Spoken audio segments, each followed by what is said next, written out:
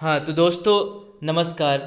आज हम अपने इस यूट्यूब चैनल में एनसीईआरटी के भूगोल के अध्याय 4 कक्षा 7वीं के लिए जो कि वायु है, जिसको अंग्रेजी में हम लोग एयर बोलते हैं, इसके बारे में आपको आज पढ़ाने जा रहा हूँ। ये चैप्टर में हम लोग वायुमंडल के बारे में पढ़ेंगे। वायुमंडल में जिन जिन गैसों का जो मिश्रण है उसके बारे में हम जानेंगे कि किसका कितना प्रतिशत है। मुख्यतः आपको मालूम होगा कि वायुमंडल में नाइट्रोजन गैस और ऑक्सीजन गैस मुख्य रूप से विद्यमान है। उसके साथ साथ हम लोग ये पढ़ेंगे कि जो मंडल है उसके कितने पार्ट्स हैं, ठीक है। और फिर अध्याय के अंतिम में हम लोग इस अध्याय के अभ्यास के बारे में हम लोग डिस्कस करेंगे। तो जैसा कि हम हमेशा बताते हैं कि एनसीईआरटी की जो बुक है, चाहे वो आप अपने क्लास के लिए पढ़ रहे हो, 7th क्लास के लिए, या आप कंपटीशन के लिए पढ़ रहे हैं, तो इसकी एक एक लाइन इंपॉर्टेंट हो जाती है क्योंकि क्वेश्चन कहीं से भी पूछी जा सकती है। तो फिर जैसा कि मैं हमेशा की तरह मैं पढ़ाता हूँ कि पहले मैं बुक को पढ़ते जाता हूँ, उस पर जो भी इंपॉर्टेंट जो पॉइंट होता है वो मैं आपको बताते जाता हूँ, आप उसको नोट करते चलें। तो सबसे पहले ये कि वायुमंडल हम किसे कहते हैं, ठीक है। तो पृथ्वी के चारों ओर क्या है कि वायु की एक चादर बनी हुई है चारों तरफ से, जो कि पृथ्वी को ढके हुई है, और इसी को हम क्या कहते हैं, वायुमंडल कहते हैं, ठीक है। और पृथ्वी पे हमें मालूम है कि एकमात्र ग्रह पृथ्वी ही है जिसको हम लोग अद्भुत ग्रह बोलते हैं, और इसको इसलिए हम लोग अद्भुत ग्रह बोलते हैं क्योंकि इस ग्रह पे जीवन संभव है, ठीक है। तो हम फर्स्ट लाइन यहाँ से स्टार्ट करने जा रहे हैं। हमारी पृथ्वी चारों ओर से वायु की घनी चादर से घिरी हुई है, जिसे वायुमंडल कहते हैं। आप इसको नोट कर सकते हैं कि वायुमंडल किसे कहते हैं। तो हमारी पृथ्वी चारों ओर से वायु की घनी चादर से घिरी हुई है, जिसे वायुमंडल कहते हैं, ठीक है। अब उसके बाद पृथ्वी पर सभी जीव जीवित रहने के लिए वायुमंडल पर निर्भर है, क्योंकि आपको मालूम है, हमें मालूम है, गैस, ठीक है, ऑक्सीजन गैस के बिना हमारा जीवन संभव नहीं है, ठीक है। यह हमें सांस लेने के लिए वायु प्रदान करती है एवं सूर्य की किरणें के हानिकारक प्रभाव से हमारी रक्षा करती है। अब आप सोचेंगे सूर्य की किरणें से कैसे रक्षा करती है, तो हमें मालूम है कि वायुमंडल में ओजोन की परतें हैं। तो ओजोन की परतें मीन्स इसका O3 होता है इसका फॉर्मूला। तो ओजोन क्या होता है, सूर्य से जो भी पराबैंगनी किरणें आती है वो उसको वहीं पे रोक लेता है।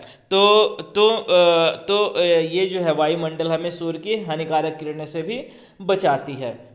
यदि सुरक्षा की यह चादर ना होते तो हम दिन के समय सूर्य की गर्मी से तप्त होकर जल सकते थे एवं रात के समय ठंड से जम सकते हैं। अतः यह वायु राशि है जिसने पृथ्वी के तापमान को रहने योग्य बनाया है। तो कहीं ना कहीं आपको समझ में आ गया होगा कि वायुमंडल हमारे लिए कितना महत्वपूर्ण है। यदि वायुमंडल नहीं होता तो दिन के समय में काफ़ी गर्मी होती और रात के समय में काफ़ी ठंड होती, और ये जो पृथ्वी जो ग्रह है जिसको हम लोग अद्भुत ग्रह बोलते हैं, इसे हम अद्भुत ग्रह नहीं बोलते। ये भी ग्रह बाकी सभी ग्रह जैसा ही होता। अब इसके बाद हम लोग देखेंगे वायुमंडल के संगठन का मतलब कि जैसे मैंने बोला कि मिक्सचर या मिश्रण जो होता है, तो मुख्यतः वायुमंडल जो है उसमें दो गैस विद्यमान है। एक है नाइट्रोजन, जो आपको यहाँ पे डायग्राम में दिखाई दे रहा होगा, जो कि 78% है, 78%। दूसरा जो है ऑक्सीजन है, जो कि 21% है। ऑक्सीजन का हम लोग इस्तेमाल करते हैं अपने श्वसन क्रिया में, ठीक है। और ये श्वसन क्रिया में हम अपने बॉडी के अंदर लेकर जाते हैं। उसके बाद हमारे बॉडी के अंदर दहन होता है, जो हम खाद्य पदार्थ लेते हैं और हमें ऊर्जा की प्राप्ति होती है। इन दोनों गैस के साथ साथ कुछ और भी महत्वपूर्ण गैस है, जैसे कार्बन डाइऑक्साइड हो गया, आर्गन हो गया, और बाकी सब गैस जो होते हैं 0.04% है। तो आप ये भी याद रखिएगा, कार्बन डाइऑक्साइड 0.03% होता है। कार्बन डाइऑक्साइड गैस का इस्तेमाल पेड़ पौधे करते हैं अपने खाना बनाने में, फोटोसिंथेसिस के प्रक्रिया के दौरान। और कार्बन डाइऑक्साइड का एक महत्वपूर्ण कार्य होता है कि ऊष्मा को अवशोषित करना। तो कहीं ना कहीं जो रात का जो टेम्परेचर है उसको मेंटेन करने में उसको उस समय क्या होता है कि धूप तो नहीं आती है, लेकिन जो कार्बन डाइऑक्साइड होता है वो दिन वाले ऊष्मा को अवशोषित कर लेते हैं, और रात में भी वो टेम्परेचर जो होता है वो रेडिएट होता है, उससे मेंटेन रहता है। लेकिन लेकिन कहीं ना कहीं ये बहुत बड़ा निगेटिव भी हो जाता है यदि काफ़ी प्रचुर मात्रा में कार्बन डाइऑक्साइड का प्रोडक्शन हो। जैसे आजकल जो फैक्ट्रियां हैं उसमें कोयले जलते हैं, या बड़े बड़े जंगले जल जाते हैं, या जब हम कुछ वैसे चीज़ जलाते जैसे ईंधन वगैरह जो इस्तेमाल होता है, डीजल पेट्रोल, उससे भी कार्बन डाइऑक्साइड प्रोड्यूस होता है। ये कार्बन डाइऑक्साइड क्या करता है कि दिन के समय में जो भी जितना भी परसेंटेज सन रेज जो आता है, जितना भी परसेंटेज ऑफ हीट आता है, उसको उसमें से काफ़ी ये एब्जॉर्ब कर लेती है और उतना फिर रिफ्लेक्ट नहीं हो पाता है। और धीरे धीरे क्या होता है इसके कारण कि हमारा जो वायुमंडल का जो टेम्परेचर है वो बढ़ते जा रहा है, और कहीं ना कहीं ये हमारे लिए अच्छा नहीं है। और यही रीज़न है ग्रीन हाउस इफेक्ट का भी। तो ग्रीन हाउस इफेक्ट जो होता है उसमें कार्बन डाइऑक्साइड की बहुत बड़ी भूमिका होती है ग्रीन हाउस इफेक्ट को डेवलप करने में। इसलिए हमें कम से कम कार्बन डाइऑक्साइड को प्रोड्यूस करने का काम करना चाहिए। घर में हमें एलपीजी गैस ही जलानी चाहिए, उसमें कार्बन डाइऑक्साइड जो होता है वो काफ़ी कम मात्रा में उत्पन्न होता है, ना के मात्रा में उत्पन्न होता है। लकड़ी कोयले पे खाना नहीं बनाना चाहिए क्योंकि उसमें CO2 की जो प्रोडक्शन होती है वो काफ़ी ज़्यादा होती है। चलिए अब हम इस बुक को पढ़ लेते हैं। क्या आप जानते हैं कि जिस वायु का उपयोग हम सांस लेने के लिए करते हैं वास्तव में अनेक गैसों का मिश्रण होता है। नाइट्रोजन तथा ऑक्सीजन ऐसी दो गैसें हैं जिनसे वायुमंडल का बड़ा भाग बना है। Carbon dioxide, helium, ozone, argon एवं हाइड्रोजन कम मात्रा में पाई जाती है। इन गैसों के अलावा धूल के छोटे छोटे कण भी हवा में मौजूद होते हैं। ये वृत्त रेखा हमने आपको समझा दिया जिसमें वायु के संगठक को दिखाया गया है। ये आप याद रखिए, नाइट्रोजन 78% जो सबसे ज़्यादा होता है, ऑक्सीजन 21%, कार्बन डाइऑक्साइड 0.03%, आर्गन या आपका इनर्ट गैस इसको बोलते हैं, ठीक है, निष्क्रिय गैस बोलते हैं या इसको और भी कुछ बोलते हैं। ऐसे इनर्ट गैस ये रिएक्ट नहीं करता है किसी से, ये 0.93% होता है, और बाकी जो गैस होते हैं वो 0.04% होते हैं। ठीक है, चलिए हम आगे इसमें बढ़ते हैं। नाइट्रोजन वायु में सर्वाधिक पाई जाने वाली गैस है। जब हम सांस लेते हैं तब फेफड़े में कुछ नाइट्रोजन भी ले जाते हैं और फिर उसे बाहर निकाल देते हैं, परंतु पौधों को अपने जीवन के लिए नाइट्रोजन की आवश्यकता होती है। वे सीधे वायु से नाइट्रोजन नहीं ले पाते हैं। ध्यान दीजिएगा, ठीक है, कि हमें मालूम है कि वायुमंडल में 78% क्या है, नाइट्रोजन है, 21% क्या ऑक्सीजन है। हम श्वसन क्रिया में क्या लेते हैं, ऑक्सीजन, लेकिन वायुमंडल में चूंकि दोनों गैस मिक्सअप है तो क्या होता है कि दोनों गैस मिक्सअप नहीं है, दोनों गैस यहाँ पे प्रेजेंट है वायुमंडल में। तो जब हम सांस लेते हैं तो हमारे अंदर ऑक्सीजन के साथ साथ कुछ नाइट्रोजन भी चले जाते हैं, वो फेफड़े में जाते हैं, लेकिन फिर हम क्या करते हैं कि नाइट्रोजन को हम बाहर निकाल देते हैं, ठीक है, क्योंकि इसका हमें डायरेक्टली ज़रूरत नहीं होता है। बट पेड़ पौधों को नाइट्रोजन की आवश्यकता होती है, लेकिन वे सीधे वायु से नाइट्रोजन नहीं ले पाते हैं।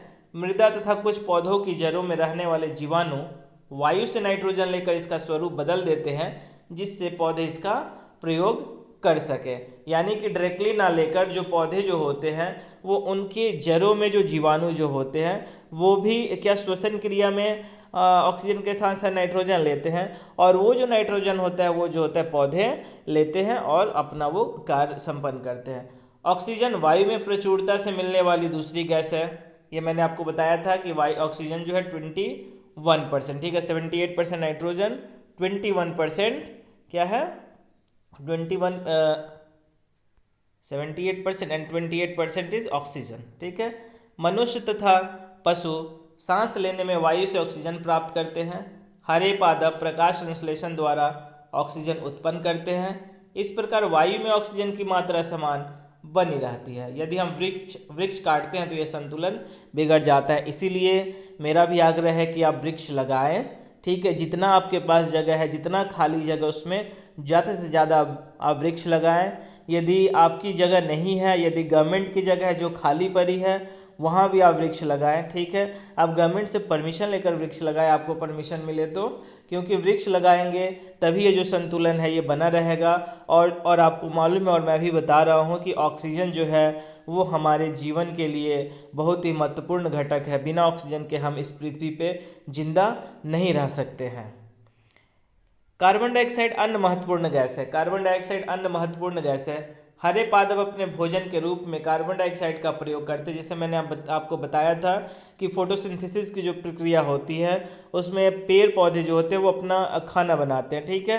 तो खाना जब ये बनाते हैं तो उस समय कार्बन डाइऑक्साइड की ज़रूरत होती है, तो खाना बनाएंगे तभी जो पेड़ होगा वो हरा भरा रहेगा, और उसके बाद वो क्या, उसके एवज में ऑक्सीजन हमें वो वापस देते हैं। मनुष्य और पशु कार्बन डाइऑक्साइड बाहर निकालते हैं। तो यहाँ पे कहीं ना कहीं यहाँ पे साइकिल बना हुआ है कि हम अपने अंदर ऑक्सीजन लेकर जाते हैं, ठीक है ना। अंदर में क्या होता है, दहन होता है, कंबशन होता है, जो भी फूड गया रहता है, ठीक है, वो ऑक्सीजन से मिलकर कंबाइन, जैसे कार्बन हो गया जो भी है, ऑक्सीजन से मिलकर उनका दहन होता है, एनर्जी रिलीज होता है, हमारे बॉडी को एनर्जी मिलता है, और CO2 जो होता है हम फिर से इन्वायरमेंट में रिलीज कर देते हैं। वो CO2 पेड़ लेते हैं, पेड़ अपना खाना बनाते हैं, वो अपना खाना खाते हैं, फिर वो हमें ऑक्सीजन को देते हैं। तो साइकिल चलते रहता है। तो ये साइकिल तभी तक चलते रहेगा जब हम पेड़ लगाते रहेंगे तब, इसलिए पेड़ लगाना बहुत ज़रूरी है। यदि पेड़ नहीं रहा तो फिर ये जो है ये अनबैलेंस हो जाएगा, और फिर जो वायुमंडल का जो तापमान है वो बढ़ते जाएगा, क्योंकि जनसंख्या बढ़ रही है, ठीक है। जनसंख्या बढ़ रही तो CO2 भी बढ़ेगा। और जैसे मैंने आपको बताया कि कार्बन डाइऑक्साइड क्या होता है, ये ऊष्मा को अवशोषित करता है, ठीक है। तो ऊष्मा को जब अवशोषित करने स्टार्ट करेगा और ज़्यादा अमाउंट में जब होते जाएगा तो वायुमंडल का जो टेम्परेचर है, जो तापमान है वो बढ़ेगा, और ग्रीन हाउस इफेक्ट भी बढ़ेगा। मनुष्य तथा पशुओं द्वारा बाहर छोड़े जाने वाली कार्बन डाइऑक्साइड की मात्रा पादप द्वारा प्रयोग की जाने वाली गैस के बराबर होती है, जिससे यह संतुलन बना रहता है। परंतु यह संतुलन कोयले तथा खनिज तेल आदि ईंधनों के जलाने से गड़बड़ा जाता है। वे वायुमंडल में प्रतिवर्ष करोड़ों टन कार्बन डाइऑक्साइड की बढ़ोतरी करते हैं। परिणाम स्वरूप कार्बन डाइऑक्साइड का बढ़ा हुआ आयतन पृथ्वी पर मौसम तथा जलवायु को प्रभावित करता है। तो जैसे मैंने आपको बताया था कि ज़्यादा यदि प्रोडक्शन होगा तो ये ग्लोबल वार्मिंग या ग्रीन हाउस इफेक्ट जो हम बोल रहे हैं वो प्रॉब्लम करता है। ओके, अब चलिए, अब इसके बाद तो अभी तक हम लोगों ने वायुमंडल के जो संघटक थे उनके बारे में पढ़ लिया, उनका जो परसेंटेज था उनके बारे में पढ़ लिया, ठीक है। अब हम लोग यहाँ पे पढ़ेंगे वायुमंडल की संरचना, या वायुमंडल की इसको परत भी आप बोल सकते हैं, ठीक है। तो आप याद रखिए कि जो हमारा वायुमंडल है ये 5 परतों में विभाजित है, ठीक है, जो पृथ्वी की सतह से ऐसे स्टार्ट होते हैं। आप इस डायग्राम को देखिए, ठीक है। सबसे पहले कौन सा है, क्षोभ मंडल है, ठीक है। सबसे पहले क्या है, क्षोभ मंडल है, जिसकी ऊंचाई कम से कम पृथ्वी की सतह से 0 से लेके 10 किलोमीटर तक होती है, ठीक है। 10 किलोमीटर पर ये आपका क्षोभ सीमा हो गया, ठीक है। क्षोभ सीमा के ऊपर जो है ये आपका समताप मंडल है। समताप मंडल काफ़ी इंपॉर्टेंट हो जाता है, ठीक है, क्योंकि समताप मंडल में ही ओजोन लेयर है, ठीक है। और समताप मंडल में ही हवाई जहाज का भी संचालन होता है, ठीक है। और समताप मंडल की जो सीमा है वो 10 किलोमीटर से लेकर लगभग 47-48 किलोमीटर तक है। ओके, समताप मंडल के ऊपर हो जाता है मध्य मंडल, ठीक है, जिसकी ऊंचाई लगभग 47-48 किलोमीटर से लेकर 85 किलोमीटर तक है। और इसके ऊपर जो है आपका बाह्य वायुमंडल है, ठीक है, और इसके बाद बहिर्मंडल है। तो ये आप ये याद रखिए, जो पांचों जो वायुमंडल की जो परतें हैं, पहला क्या है, क्षोभ मंडल है, उसके बाद समताप मंडल, समताप मंडल में ही हवाई जहाज का संचालन होता है, इसमें ओजोन भी लेयर इसी मंडल में स्थित है। उसके बाद मध्य मंडल, उसके बाद बाह्य वायुमंडल, उसके बाद बहिर्मंडल। तो ये 5 हो गए, या पांचों याद रखें, एग्जाम्स में पूछे जाते हैं। और एग्जाम्स में इनके नाम नहीं, इनके बीच के जैसे पूछ सकता है कि क्षोभ मंडल और मध्य मंडल के बीच में कौन सी परतें है, उसका नाम क्या है, या ये पूछ सकता है कि समताप मंडल, या ये पूछ सकता है कि हवाई जहाज का संचालन किस मंडल में होता है, तो उसका आंसर जो हो जाएगा समताप मंडल हो जाएगा। चलिए हम यहाँ पे पढ़ते हैं, क्षोभ मंडल के बारे में हम यहाँ पे जानने की कोशिश करेंगे, ठीक है। यह परत वायुमंडल की सबसे महत्वपूर्ण परत है। इसकी औसत ऊंचाई 13 किलोमीटर है। हम इसी मंडल में मौजूद वायु में सांस लेते हैं। मौसम की लगभग सभी घटनाएं जैसे वर्षा, कोहरा और ओलावर्षण इसी परत के अंदर होती है। अब देखिए, क्षोभ मंडल में ये सारे मौसम की घटनाएं होती है, और इसी कारण जो हवाई जहाज का जो संचालन होता है वो समताप मंडल में होता है, क्योंकि समताप मंडल में ऐसी कोई घटनाएं नहीं होती है, ठीक है। अब चलिए, अब हम लोग समताप मंडल के बारे में पढ़ेंगे। क्षोभ मंडल के ऊपर का भाग समताप मंडल कहलाता है। यह लगभग 50 किलोमीटर की ऊंचाई तक फैला है। यह परत बादलों एवं मौसम संबंधी घटनाओं से लगभग मुक्त होता है और यही कारण है कि यहाँ पे वायुयान का संचालन होता है। इसके फलस्वरूप यहाँ की परिस्थितियाँ हवाई जहाज उड़ाने के लिए आदर्श होती है। समताप मंडल की एक महत्वपूर्ण विशेषता यह है कि इसमें ओजोन गैस की परत होती है जो हमें सूर्य से आने वाली हानिकारक गैसों से रक्षा करती है। तो समताप मंडल के बारे में हमने आपको बता दिया था, यहाँ पे हमने पढ़ भी दिया। ये इंपॉर्टेंट है, आप अपने नोट्स में इसको ज़रूर नोट करते चलें, ठीक है। इसके बाद है मध्यमंडल या वायुमंडल की तीसरी परत है। यह समताप मंडल के ठीक ऊपर होती है। यह लगभग 80 किलोमीटर की ऊंचाई तक फैली है। अंतरिक्ष से प्रवेश करने वाले उल्कापिंड इस परत में आने पर जल जाते हैं, क्योंकि यहाँ का जो टेम्परेचर जो होता है काफ़ी ज़्यादा होता है। तो जो उल्कापिंड मध्यमंडल में नहीं जलते हैं, ठीक है ना, या वो थोड़ा सा ही जल पाते हैं, वो पिंड जब पृथ्वी की सतह पर गिरते हैं तो वो बड़े बड़े गड्ढे या तालाब का निर्माण कर देते हैं। तो तालाब का निर्माण कैसे, जैसे गड्ढे कर दिए और जब बारिश का पानी होता है तो वहाँ पे जाकर इकट्ठे हो जाते हैं, काफ़ी ज़्यादा है तो तालाब बन जाते हैं।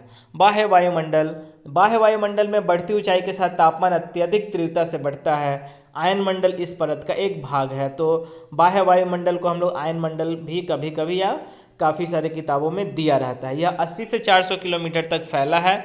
अब देखिए इसमें रेडियो संचार, जो आजकल आप मोबाइल फ़ोन या मैं जो इंटरनेट जो यूज़ कर रहा हूँ, इसके लिए जो सिग्नल है वो बाह्य वायुमंडल यानी कि आयन मंडल से ही ट्रांसमिट होता है, वहाँ पे जाता है, फिर उधर से फिर हमारे मोबाइल में या आपके मोबाइल में भी आता है, के लिए इस परत का उपयोग होता है। वास्तव में पृथ्वी से प्रसारित रेडियो तरंगे इस परत द्वारा पुनः पृथ्वी पर परावर्तित कर दी जाती है। लास्ट है बहिर्मंडल। वायुमंडल के सबसे ऊपरी परत को बहिर्मंडल के नाम से जाना जाता है। यह वायु की पतली परत होती है। हल्की गैसें जैसे हीलियम एवं हाइड्रोजन यहीं से अंतरिक्ष में तैरती रहती है। तो इसके साथ हमारा जो वायुमंडल की जो परतें थी जो 5, उसके बारे में भी हम लोगों ने समझ लिया। तो सबसे पहले हमने समझ लिया कि वायुमंडल क्या होता है। तो वायुमंडल क्या है, एक तरह से वायु की एक चादर है जो कि पृथ्वी के चारों तरफ से घेरी हुई है। उसके बाद हमने ये पढ़ा कि ये वायुमंडल नहीं होती तो जो सूर्य की जो रोशनी, जो सूर्य की जो किरणें, जो सूर्य की जो उष्मा जो हमारे पृथ्वी पे आती है उससे हम जलकर मर जाते हैं। और ये जो पृथ्वी है ये अद्भुत नहीं कहलाता, क्योंकि इस पर भी जीवन यापन संभव नहीं होता। तो वायुमंडल जो है हमें सूर्य से आने वाली हानिकारक गैसों से भी बचाती है। साथ में हमने ये भी पढ़ा कि वायुमंडल के संघटक की कौन कौन सी इसमें गैस है, जिसमें मुख्यतः नाइट्रोजन 78% और ऑक्सीजन जो होती है वो 21% होती है, और कार्बन डाइऑक्साइड जो कि काफ़ी कम मात्रा में होती है 0.003%, बट उसका जो इम्पोर्टेंस है वो भी काफ़ी है, क्योंकि हम लोग जो ऑक्सीजन लेते हैं हम लोग CO2 को रिलीज़ करते हैं। ये CO2 पेड़ लेते हैं, पेड़ अपना खाना बनाते हैं और फिर वो ऑक्सीजन रिलीज़ करते हैं। तो इससे क्या होता है कि बैलेंस बना रहता है। तो हमें पेड़ भी लगानी चाहिए, और मैं भी आपसे रिक्वेस्ट करूंगा जितने भी हमारे व्यूअर्स हैं वो ज़रूर जब भी मौका मिले तभी वो कहीं अपने नाम पे या कैसे भी एक आप पेड़ आप लगाते रहें, क्योंकि जैसे जल है तो जीवन है, वैसे पेड़ है तो भी जीवन है। मौसम एवं जलवायु, क्या आज वर्षा होगी? क्वेश्चन है। क्या आज दिन साफ होगा? क्या धूप निकलेगी? कितनी ही बार हमने क्रिकेट प्रेमियों के मुंह से एक दिवसीय मैच के भविष्य पर अनुमान लगाते सुना होगा। यदि हम कल्पना करें कि हमारा शरीर एक रेडियो है और मस्तिष्क उसके स्पीकर, तो मौसम वह है इसके नियंत्रण बटनों से छेड़छाड़ करता रहता है। मौसम क्या है? वायुमंडल की प्रत्येक घंटे तथा दिन प्रतिदिन की स्थिति होती है। आर्द्र एवं गर्म मौसम किसी को भी चिड़चिड़ा बना सकता है। अच्छा हवादार मौसम हमें आनंद देता है। हमें घूमने की योजना भी, मौसम नाटकीय रूप से दिन प्रतिदिन बदलते रहते हैं, ये आपको मालूम है, ठीक है। कभी देखो तो सुबह में थोड़ी ज़्यादा गर्मी होती है तो हम इंतज़ार करते काश थोड़ी पछुआ हवा आती, थोड़ा ठंड का फील होता है। शाम के समय थोड़ा हवा बहने लगती तो ठंड हो जाती है। रात को हो सकता है फिर बारिश भी हो जाए। तो ये जो मौसम है वो दिन ब दिन, दिन प्रतिदिन या पर घंटा या दिन रात में भी ये थोड़ी थोड़ी बदलती रहती है। किंतु दीर्घ काल में किसी स्थान का औसत मौसम उस स्थान की जलवायु बताता है। बात सही है, क्योंकि औसत मौसम क्या है, जैसे कि हम भारत की बात करें तो नवंबर दिसंबर से लेकर आपको फरवरी तक ठंड का मौसम रहता है, उसमें थोड़ी बहुत अप डाउन होता है। फरवरी से लेकर मई तक, मार्च से गर्मी स्टार्ट हो जाती है और ये गर्मी आपको जून जुलाई तक चलती है। उसके बाद धीरे धीरे फिर इसमें बीच में कभी बारिश होती है, थोड़ी मौसम का थोड़ा टेम्परेचर डाउन होता है, लेकिन औसत जो है मौसम वो कुछ दिन तक एक ही जैसा रहता है, उसमें थोड़ी बहुत उतार चढ़ाव होते रहता है। अब देखिए इसके बाद है तापमान। ठीक है, तापमान मीन्स टेम्परेचर। आप जानते हैं, आप प्रतिदिन जिस तापमान का अनुभव करते हैं वह वायुमंडल का तापमान होता है। वायु में मौजूद ताप एवं शीतलता के परिणाम को तापमान कहते हैं। आप इसको नोट कर लीजिए अपने नोटबुक में कि तापमान क्या है। तो वायु में मौजूद ताप एवं शीतलता के परिणाम को तापमान कहते हैं। वायुमंडल का तापमान केवल दिन और रात में ही नहीं बदलता, बल्कि ऋतुओं के अनुसार भी बदलता है। शीत ऋतु की अपेक्षा ग्रीष्म ऋतु ज़्यादा गर्म होता है। ठीक है, आतपन एक महत्वपूर्ण कारक है, इसको हम लोग देखेंगे। ये पूछता भी है कभी कभी, आतपन क्या है। आतपन एक महत्वपूर्ण कारण है जो तापमान के वितरण को प्रभावित करता है। सूर्य से आने वाली वह ऊर्जा जिसे पृथ्वी रोक लेती है आतपन कहलाती है। इट्स वेरी इंपॉर्टेंट, आतपन, क्योंकि जो भी सन से जो रोशनी आ रही है उससे जो उष्मा आ रही है, यदि हम उस ऊर्जा को रोक लिए तो उसको आतपन होता है। जितना ज़्यादा हम ऊर्जा को रोकेंगे उतना ज़्यादा चांसेस होगा ग्रीन हाउस इफेक्ट का, यानी ग्लोबल वार्मिंग का। ठीक है, उतना ज़्यादा इफेक्ट होगा ग्लोबल वार्मिंग का। और मैंने आपको बताया था कि कार्बन डाइऑक्साइड ऐसा गैस है कि यदि उसका परसेंटेज बढ़ रहा, पेड़ के लिए वो फायदेमंद है। पेड़ अपना फोटोसिंथेसिस के प्रोसेस में कार्बन डाइऑक्साइड का इस्तेमाल करता है खाना बनाने में, लेकिन ये कार्बन डाइऑक्साइड क्या करता है, हीट को एब्जर्व भी करता है। ठीक है, ऊष्मा को अवशोषित कर लेता है, ऊर्जा को अवशोषित कर लेता है और उसको रिफ्लेक्ट बैक नहीं करता है, जिससे वायुमंडल का जो तापमान है वो बढ़ते जाता है। ठीक है, इसलिए कहा जाता है कि ये कम से कम ईंधन का इस्तेमाल करे, डीजल कम जलाए, पेट्रोल कम जलाए, कोयले वाला जो है उस पर हम लोग कम ध्यान दें। थर्मल पावर प्लांट पे ज़्यादा से ज़्यादा हम लोग या तो हाइडल पावर प्लांट की ओर चले या सोलर पावर प्लांट की ओर चले। मीन्स जो होता है रिन्यूएबल एनर्जी और नॉन रिन्यूएबल एनर्जी, तो जो फॉसिल फ्यूल्स होता है उसको यूज़ करने के लिए मना किया जाता है, क्योंकि फॉसिल फ्यूल्स से ज़्यादा CO2 प्रोड्यूस होता है। वहीं जो रिन्यूएबल जो एनर्जी होता है उससे CO2 का प्रोडक्शन जो होता है काफ़ी कम होता है। नॉन रिन्यूएबल एनर्जी में आता है solar energy, wind energy, hydel energy etcetera. आतपन सूर्य ताप की मात्रा भूमध्य रेखा से ध्रुवों की ओर घटती है, इसलिए तापमान उसी प्रकार घटता है। क्या आप अब समझ गए कि होंगे कि ध्रुव बर्फ से क्यों ढका है? क्योंकि वहाँ पे जो टेम्परेचर है वो काफ़ी कम, यदि पृथ्वी का तापमान अधिक बढ़ जाता है तो यह इतना गर्म हो जाएगी कि यहाँ कुछ फसलें नहीं उग सकेगी। गाँवों की अपेक्षा नगरों का तापमान बहुत अधिक होता है। क्यों? क्योंकि नगरों में काफ़ी सारे बिल्डिंग्स होते हैं। ठीक है, वहाँ पे पेड़ कम होता है। बिल्डिंग क्या होते हैं, वहाँ वो सनलाइट को एब्जर्व कर लेते हैं दिन में। ठीक है, और वो रिफ्लेक्ट बैक नहीं करते हैं, वो रात को धीरे धीरे रिफ्लेक्ट करते हैं। और साथ ही साथ काफ़ी सारे वहाँ पे व्हीकल्स वगैरह यूज़ होते हैं। आजकल AC वगैरह भी यूज़ होता है। ठीक है, तो उससे भी जो तापमान जो होता है नगरों का गांव के कंपेयर में ज़्यादा रहता है। दिन के समय में एसफॉल्ट से बनी सड़कें व धातु और कंक्रीट से बने भवन गर्म हो जाते हैं।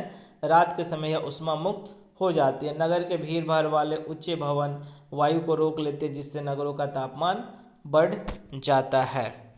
अब इसके बाद है वायु दाब। ये भी काफ़ी इंपॉर्टेंट टॉपिक है वायु दाब। ठीक है, तो वायु दाब एक्चुअली क्या होता है, जैसे कि ये कोई बॉडी है, ठीक है ना, तो बॉडी पे ये वायु का जो प्रेशर लगता है इसी को हम क्या कहते हैं, वायु दाब कहते हैं। ठीक है, और ये बॉडी भी एटमॉस्फेयर पे प्रेशर लगाता है। ठीक है, और जिसके कारण नेट जो प्रेशर होता है इस बॉडी पे कितना हो जाएगा, शून्य हो जाएगा। तो हमारे भी बॉडी पे वायु दाब लग रहा है, लेकिन वो उसका मान क्या है, शून्य है, क्योंकि चारों डायरेक्शन से वो लग रहा है। तो चलिए अब हम इसको पढ़ लेते हैं। यह जानकर आपको आश्चर्य होगा कि वायु हमारे शरीर पर उच्च दाब के साथ बल लगाती है, किंतु हम इसका अनुभव नहीं करते हैं। यह इसलिए होता है क्योंकि वायु का दाब हमारे ऊपर सभी दिशाओं से लगता है और हमारा शरीर विपरीत बल लगाता है। पृथ्वी की सतह पर वायु के भार द्वारा लगाया गया दाब वायु दाब कहलाता है। तो आप इसको नोट कर लीजिए कि पृथ्वी की सतह पर वायु के भार द्वारा लगाया गया दाब वायु दाब कहलाता है। ओके, नाउ वायुमंडल में ऊपर की ओर जाने पर दाब तेजी से गिरने लगता है, यानी तेजी से कम होने लगता है यदि हम ऊपर जाते हैं तो, ठीक है। नीचे जाएंगे तो बढ़ेगा। समुद्र, याद रखिए, समुद्र स्तर पर वायु दाब सर्वाधिक होता है और ऊंचाई पर जाने पर घटता जाता है, यानी कि समुद्र स्तर पर वायु दाब सबसे ज़्यादा होता है, ये ध्यान में रखिएगा, और स्थल पे कम होता है कंपेयर टू समुद्र, इसलिए। और जो वायु, जो पवनें जो होती है वो उच्च दाब से निम्न दाब की ओर बहती है, इसलिए आप समुद्र किनारे आप चले जाते हैं तो आपको ठंडी हवा लगती है, क्योंकि जो वायु जो होता है वो समुद्र से बाहर की ओर आती है दिन में। वायुदाब, वायुदाब का क्षैतिज वितरण किसी स्थान पर उपस्थित वायु के ताप द्वारा प्रभावित होता है। अधिक तापमान वाले क्षेत्र में वायु गर्म होकर ऊपर उठती है, यह निम्न दाब क्षेत्र बनता है। निम्न दाब बादल युक्त आकाश एवं नम मौसम के साथ जुड़ा होता है, ये याद रखिएगा, ठीक है। निम्न वायुदाब बादल युक्त आकाश एवं नम मौसम के साथ जुड़ा होता है, याद रखिएगा। यदि टेम्परेचर ज़्यादा है तो वायु जो है वो ऊपर चले जाते हैं, तो वहाँ पे वायुदाब जो होता है वो कम हो जाता है। नेक्स्ट, कम तापमान वाले क्षेत्र की वायु ठंडी होती है, इसके फलस्वरूप यह भारी होती है। भारी वायु निमज्जित होकर उच्च दाब क्षेत्र बनाती है, मतलब इकट्ठा होकर उच्च दाब क्षेत्र बनाती है। उच्च दाब के कारण स्पष्ट एवं स्वच्छ आकाश होता है। उच्च दाब के कारण जो आकाश जो होता है हमें क्लियर बिल्कुल दिखाई देता है। ये सब जो है छोटे छोटे पॉइंट आप याद रखिए। वायु सदैव उच्च दाब क्षेत्र से निम्न दाब क्षेत्र की ओर गमन करता है, इंपॉर्टेंट, 11th क्लास में भी इस चीज़ को पढ़ेंगे हम लोग फिर से, ठीक है। वायु सदैव उच्च दाब क्षेत्र से निम्न दाब क्षेत्र की ओर गमन करती है, यानी मूव करती है। अब इसके बाद है लास्ट टॉपिक, शायद इस चैप्टर का नहीं, अभी लास्ट टॉपिक नहीं है, ठीक है, अभी और भी टॉपिक है, लेकिन ये अब देखिए इसके बाद है इसमें पवन। पवन क्या है? उच्च दाब क्षेत्र से निम्न दाब क्षेत्र की ओर वायु की गति को पवन कहते हैं, याद रखिए, ठीक है। उच्च दाब से निम्न दाब की ओर वायु की गति को हम क्या कहते हैं? पवन कहते हैं।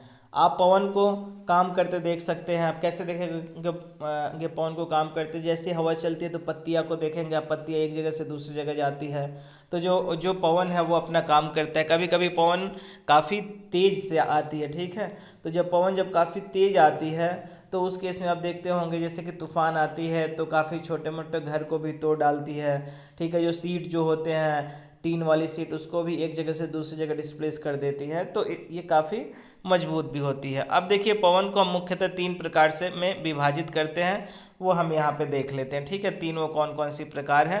पहला है अस्थाई पवन, पहला यहाँ पे अस्थाई पवन, ठीक है। उसके बाद है मौसमी पवनें और फिर है स्थानीय पवनें, ठीक है। तो पहले हम देख लेते हैं। व्यापारिक पश्चिम एवं पूर्वी पवनें अस्थाई पवनें होती है। व्यापारिक पश्चिमी एवं व्यापारिक पूर्वी पवनें अस्थाई पवनें होती है। तो यहाँ पे आप देख सकते हैं जो व्यापारिक पवनें कहाँ पे हैं, यहाँ पे देखिए बीच में आपको ये आपका मकर रेखा, मकर रेखा से और कर्क रेखा के बीच में व्यापारिक पवनें बहती है, ठीक है, ओके। ये वाली सब व्यापारिक पवनें का डायरेक्शन है, तो ये आप याद रखिए पवनें के प्रकार है। उसके बाद है मौसमी पवनें। ये पवनें विभिन्न ऋतुओं में अपनी दिशा बदलती रहती है। उदाहरण के लिए भारत में मानसूनी पवन। स्थानीय पवन, ये पवन किसी छोटे क्षेत्र में वर्ष या दिन के किसी विशेष समय में चलती है।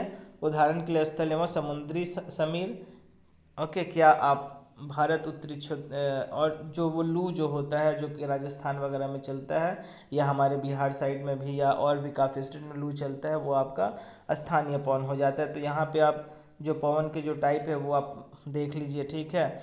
आप देखिए ये हो गया 22.5 23.5 डिग्री, ठीक है ना, और 23.5 डिग्री से इधर ये 66.5 डिग्री के बीच का जो है सनातन पछुआ पवन बहता है, ठीक है। इधर भी सनातन पछुआ पवन हो गया, इधर ध्रुवीय पूर्वी पवन। तो ये नाम आप याद रखिए, ये वाला आप जरूर याद रखिए कि मकर रेखा और कर्क रेखा के बीच में व्यापारिक पवनें चलती हैं, ठीक है। इसके बारे में और भी हम अच्छे से एक्सप्लेन करेंगे, ओके। 11th क्लास में हम पढ़ेंगे, तो ये जितने भी पवनें के प्रकार हैं उनके बारे में हम एक एक करके पढ़ेंगे, ठीक है। डोल ड्रम क्या है? डोल ड्रम क्या है? भूमध्य रेखा निम्न दाब। यहाँ पे निम्न दाब होता है। यहाँ पे निम्न दाब क्यों होता है? तो अभी हमने आपको बताया था कि जहाँ पे टेम्परेचर ज़्यादा होता है, तो आपको पहले भी मैंने बताया था क्लास 6 के भी लेक्चर में, आपने नहीं देखा होगा तो आप जाकर देखिएगा कि भूमध्य रेखा पे सूर्य की जो किरणें होती है वो सीधी पड़ती है और वहाँ पे सबसे ज़्यादा गर्मी जो होती है वो और वहाँ पे सबसे ज़्यादा गर्म होता है। तो यहाँ पे जब टेम्परेचर ज़्यादा होगा तो यहाँ की जो हवाएं होंगी वो गर्म होकर ऊपर की ओर जाएंगी, तो ये निम्न दाब हो जाएगा, जिसके कारण जो वायु होगी जो इधर की ओर ऐसे मूव करेगी। चलिए, ये चक्रवात के बारे में पढ़िए, ये कभी का न्यूज़ दिया हुआ है, ठीक है, तो आप इसको खुद से देखिए। इसके बाद है आर्द्रता। अब देखिए आर्द्रता क्या होती है, सिंपल है, जब जल पृथ्वी और विभिन्न जलाशय से वाष्पित होता है, ये जल वाष्प बन जाता है। वायु में किसी भी समय जल वाष्प की मात्रा को जिसको इंग्लिश में हम लोग ह्यूमिडिटी बोलते हैं, ठीक है। तो जैसे कि आप भारत देश में बात करेंगे तो जो चेन्नई है वहाँ की ह्यूमिडिटी काफ़ी ज़्यादा होती है, क्योंकि वहाँ के वायु में क्या है, जलवाष्प काफ़ी है। जब वायु में जलवाष्प की मात्रा अत्यधिक होती है तो हम उसे आर्द्र दिन कहते हैं। जैसे जैसे वायु गर्म होती जाती है, इसकी जल वाष्प धारण करने की क्षमता बढ़ती जाती है और इस प्रकार यह और अधिक आर्द्र हो जाती है। आर्द्र दिन में कपड़े सूखने में काफ़ी समय लगता है, हमारे शरीर से पसीना आसानी से नहीं सूखता और हम असहज महसूस करते हैं। जब जल वाष्प ऊपर उठता है तो यह ठंडा होना शुरू हो जाता है। जल वाष्प संघनित होकर ठंडा होकर जल की बूंद बनते हैं। बादल इन्हीं जल बूंदों का ही एक समूह होता है। जब जल की ये बूंदें इतनी भारी हो जाती है कि वायु में तैर ना सके तब ये वर्षण के रूप में नीचे आ जाते हैं। आकाश में उड़ते हुए जेट हवाई जहाज अपने पीछे सफ़ेद पद चिन्ह छोड़ते हैं। इनके इंजन से निकली नमी संघनित हो जाती है, ठीक है। आपने देखा होगा आकाश में जब ये हवाई जहाज या रॉकेट जब जाता है तो उसके इंजनों का वाइट कलर का पाथ बन जाता है, तो वहाँ ड्यू टू कंडेंसेशन के कारण तो वह संघनित हो जाता है। वायु के गतिमान ना रहने की स्थिति में यह संघनित नमी कुछ देर तक पथ के रूप में दिखाई देती है। ओके, पृथ्वी पर जल के रूप में गिरने वाला वर्षण वर्षा कहलाता है। ज़्यादातर भौम जल वर्षा जल से ही प्राप्त होता है। पौधे जल संरक्षण में मदद करते हैं, इसलिए पौधे भी लगाना जरूरी है। पौधे जल संरक्षण में भी मदद करते हैं। जब पहाड़ी पार्श्वों से पेड़ काटे जाते हैं, वह जल अनावृत पहाड़ों से नीचे बहता है, वह निचले इलाकों में बाढ़ का कारण बनता है। क्रियाविधि आधार पर वर्षा के 3 प्रकार होते हैं: संवहनी वर्षा, पर्वतीय वर्षा एवं चक्रवाती वर्षा। चक्रवाती वाला जो वर्षा तीनों यदि ज़्यादा मात्रा में हो, ऐसे चक्रवाती डेंजर होता है काफ़ी। यहाँ पे देखिए, ओके, आर्द्र वायु, ठीक है। आर्द्र वायु जैसे ऊपर जाता है क्योंकि गर्म होता है, फिर यहाँ पे बादल बन जाता है। जब ज़्यादा हो जाए, जब ये मूव नहीं करते फिर ये बरसना स्टार्ट कर देते हैं, तो इसको हम लोग बोलते हैं पर्वतीय वर्षा, ठीक है। ये हो गया आपका चक्रवात वर्षा, ठीक है। ठंडी वायु आती है और ये गर्म वायु है, और यहाँ पे ठंडी वायु गर्म वायु जमकर फिर उसके बाद यहाँ पे जो है बारिश होना स्टार्ट हो जाता है। उसके बाद है आपका संवहनी वर्षा। तो ये तीनों प्रकार है, ठीक है। आप तीनों डायग्राम को अपने कॉपी में बनाइए, इसको अच्छे से समझिए और देखिए, ठीक है। पौधे तथा जीव जंतु जीवित रहने के लिए वर्षा बहुत महत्वपूर्ण है। इससे धरातल को ताज़ा जल प्रदान होता है। यदि वर्षा कम हो तो जल की कमी तथा सूखा हो जाता है। इसके विपरीत अगर वर्षा अधिक हो तो बाढ़ आ जाता है। तो ये चैप्टर हमारा आज यहीं पे ख़त्म हुआ। अब हम लोग देख लेते हैं इस चैप्टर के अभ्यास के बारे में, ठीक है। तो पहला प्रश्न क्या है, वायुमंडल क्या है। तो हमने आपको बता दिया था शुरू में ही, हमारी पृथ्वी चारों ओर से वायु की बनी चादर से घिरी हुई है, जिसे वायुमंडल कहते हैं। पृथ्वी पर सभी जीव जीवित रहने के लिए वायुमंडल पर निर्भर रहते हैं। दूसरा है, वायुमंडल का अधिकतर भाग किन 2 गैसों से बना है। तो वायुमंडल में सबसे अधिक पाई जाने वाली 2 गैसें हैं, नाइट्रोजन 78%, ऑक्सीजन 21%। आपको पहले बताया गया है, पहले मैंने बता दिया था, नाइट्रोजन 78% और जो ऑक्सीजन है वो कितना है, 21% है। CO2 का भी आप याद रखिएगा, 0.03%, ठीक है। Okay, sorry.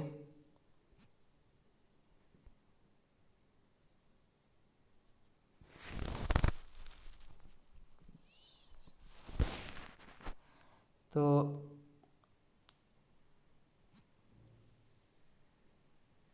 सॉरी किधर गया, ऑफ हो गया था स्क्रीन, ओके। और उसके बाद थर्ड जो क्वेश्चन है, वायुमंडल में कौन सी गैस हरित गृह प्रभाव पैदा करती है। मैंने आपको बताया था CO2। ठीक है, वायुमंडल में कार्बन डाइऑक्साइड CO2 हो गया, या क्लोरोफ्लोरोकार्बन जो कि AC वगैरह से निकलता है, फ्रिज से निकलता है, कार्बन मोनोऑक्साइड CO गैस हरित गृह यानी ग्रीन हाउस इफेक्ट को पैदा करती है। मौसम किसे कहते हैं? तो किसी निश्चित स्थान पर निश्चित समय में पाई जाने वाली वायुमंडलीय दशाओं को मौसम कहते हैं। वर्षा के 3 प्रकार अभी हमने लास्ट में पढ़ा। वर्षा के 3 प्रकार होते हैं, संवहनीय वर्षा, चक्रवातीय वर्षा और पर्वतकृत वर्षा। इसके बाद है वायु दाब क्या है? तो पृथ्वी के सतह पर वायु के भार द्वारा लगाया गया दाब को हम क्या कहते हैं? वायु दाब कहते हैं। इसके बाद ये ऑब्जेक्टिव भी क्वेश्चन देख लेते हैं। निम्नलिखित में से कौन सी गैस हमें सूर्य के हानिकारक किरणों से बचाती है? ओजोन। वायुमंडल की सबसे महत्वपूर्ण परत कौन सी है? क्षोभ मंडल, जिसमें हम निवास करते हैं। वायुमंडल के निम्न परतों में कौन सी बादल विहीन है? अब इसमें बादल विहीन कौन है? तो देखिए, क्षोभ मंडल में तो है बादल, ठीक है। और उसके बाद आपका मध्य मंडल में मैंने आपको बताया था कि इसमें क्या है कि जो उल्का पिंड आती है उसी में जल जाती है, तो वहाँ पे फ्रिक्शन होता है, यानी वहाँ भी कुछ ना कुछ है बादल वगैरह टाइप से, ठीक है। तो बचा कौन? समताप मंडल जो होता है ये बादल विहीन होता है। ओके, नेक्स्ट है वायुमंडल की परतें में जब हम ऊपर जाते हैं तो वायुदाब क्या होता है? वायुदाब का जो वैल्यू होता है वो घटता है। जब वृष्टि तरल रूप से पृथ्वी पर आती है तो हम उसे क्या कहते हैं? तो वृष्टि तरल रूप में आती है पृथ्वी पे तो हम उसको वर्षा कहते हैं। अब इसके बाद है ये मैच द फॉलोइंग है, निम्नलिखित स्तंभों से मिलकर सही जोड़े बने। व्यापारिक पवने, व्यापारिक पवने क्या होगा? अस्थाई पवन, ओजोन, यह क्या होगा? तो व्यापारिक पवने क्या होगा? मैंने आपको पढ़ाया था अभी अभी, व्यापारिक जो पवने होते हैं वो अस्थाई पवने होती हैं। लू क्या होता है? लू जो होता है ये लू जो होता है स्थानीय पवन होता है, ये स्थानीय पवने होता है। मानसून क्या होता है? मानसून जो होती है मौसमी पवन होता है, ठीक है। और पवन क्या है? पवन क्या है? पवन की क्षैतिज गति को पवन कहते हैं, ठीक है। इसके बाद है कारण बताइए। आर्द्र दिन में गीले कपड़े सूखने में अधिक समय क्यों लगता है? तो मैंने आपको बताया था क्योंकि जो वायुमंडल में जल की मात्रा ज़्यादा होती है, इसलिए वर्षा ऋतु में ही अक्सर आर्द्र दिन होते हैं, और आर्द्र दिनों में हवा में जलवाष्प की मात्रा या नमी की मात्रा अधिक होती है, और यह हवा में जलवाष्प की मात्रा या नमी गीले कपड़ों को जल्दी सूखने नहीं देती। आप वीडियो पॉज कर करके आप नोट कर लीजिए जो भी मैं बोल रहा हूँ, ठीक है। रीज़न क्या है? वर्षा ऋतु में ही अक्सर आर्द्र दिन होते हैं, और आर्द्र दिनों में हवा में जलवाष्प की मात्रा या नमी की मात्रा अधिक होती है, और यह हवा में जलवाष्प की मात्रा या नमी गीले कपड़ों को जल्दी सूखने नहीं देती है। दूसरा क्या? भूमध्य रेखा से ध्रुवों की ओर जाने पर आतपन की मात्रा घटती है। सबसे पहले कि आतपन क्या है? आतपन हमने आपको बताया था, याद रखिए कि जो सनलाइट, जो सूर्य की जो रोशनी जो आती है, सूर्य से जो ऊर्जा जो आती है पृथ्वी पे, उस पृथ्वी के कुछ हिस्से को ऑब्जर्व कर लेना, मतलब अवशोषित कर लेना, आतपन कहलाता है। तो भूमध्य रेखा से ध्रुवों की ओर, तो आपको मालूम है कि भूमध्य रेखा पे क्या है कि सबसे ज़्यादा सूर्य की किरणें पड़ती है डायरेक्ट, तो यहाँ पे सबसे ज़्यादा अवशोषण होगा, और जैसे से ऊपर जाएंगे वो जो मात्रा जो होगा आतपन का वो घटते जाएगा। भूमध्य रेखा पर वर्ष भर सूर्य की किरणें सीधी पड़ती है, लेकिन जैसे जैसे भूमध्य रेखा से दक्षिण की ओर जाते हैं तो सूर्य की किरणें तिरछी पड़ने लगती है। यही कारण है कि भूमध्य रेखा से ध्रुवों की ओर आने पर आतपन की मात्रा घट जाती है, ठीक है। तो यहाँ पे आज ये हमारा जो चैप्टर है एयर, ये ख़त्म हो गया। आप इसको नोट्स बनाइए, ठीक है। यदि आपको समझ में नहीं आ रहा है कुछ टॉपिक तो आप मेरे कमेंट में लिखिए। आपने यदि मेरे पहले के लेक्चर्स नहीं पढ़े हैं तो आप वो भी लेक्चर को पढ़िए, ठीक है। वो आप पढ़िएगा तो उसमें आपको काफ़ी बेनिफिट उससे मिलेगा, ओके। तो ये जो ग्रीन वाला है इसको भी आप पढ़िए, ये भी सब इम्पोर्टेंट है, और इसमें फैक्ट्स लिखे हुए हैं, फैक्ट्स ज़रूरी होते हैं पढ़ने, जैसे मैं पढ़ देता हूँ इसको। कार्बन डाइऑक्साइड वायुमंडल में फैलकर पृथ्वी से विकृत ऊष्मा को पृथ्वी पर रोककर ग्रीन हाउस प्रभाव पैदा करती है, जो मैंने आपको बता दिया है, ओके। इसलिए इसे ग्रीन हाउस गैस भी कहते हैं, और इसके अभाव में धरती इतनी ठंडी हो जाती है कि इस पर रहना असंभव होता है। किंतु जब कारखानों एवं कार के धुएं से वायुमंडल में इसका स्तर बढ़ता है तब इस ऊष्मा के द्वारा पृथ्वी का तापमान बढ़ता है। इसे भूमंडलीय तापन या ग्लोबल वार्मिंग कहते हैं। तापमान में इस वृद्धि के कारण पृथ्वी के सबसे ठंडे प्रदेश में जमी हुई बर्फ पिघलती है, जिसके परिणाम स्वरूप समुद्र के जलस्तर में वृद्धि होती है, जिससे तटीय क्षेत्रों में बाढ़ आ जाती है। दीर्घ अवधि में इसके कारण जलवायु में अत्यधिक परिवर्तन हो सकता है, जिसके फलस्वरूप कुछ पौधे व पशु लुप्त हो सकते हैं। ये भी, इसको भी हम पढ़ देते हैं। जब वायु गर्म होती है तो फैलती है और हल्की होकर ऊपर उठती है। ठंडी वायु सघन और भारी होती है, इसलिए इसमें नीचे रहने की प्रवृत्ति होती है। गर्म वायु के ऊपर उठने पर आसपास के क्षेत्रों से ठंडी वायु रिक्त स्थान को भरने के लिए वहां आ जाती है। इस प्रकार वायु चक्र चलता रहता है। तो इसके साथ ही ये जो हमारा अध्याय है वायु, जो कि 7वीं क्लास की है, ये ख़त्म होता है। आप हमारे वीडियो को लाइक, सब्सक्राइब, कमेंट जरूर करें और अपने दोस्तों के भी साथ शेयर करें यदि अच्छा लग रहा है तो, ताकि मैं और भी इससे अच्छे अच्छे वीडियो मैं आपके लिए बना सकूं और सभी को मेरे वीडियो से फ़ायदा हो सके। धन्यवाद।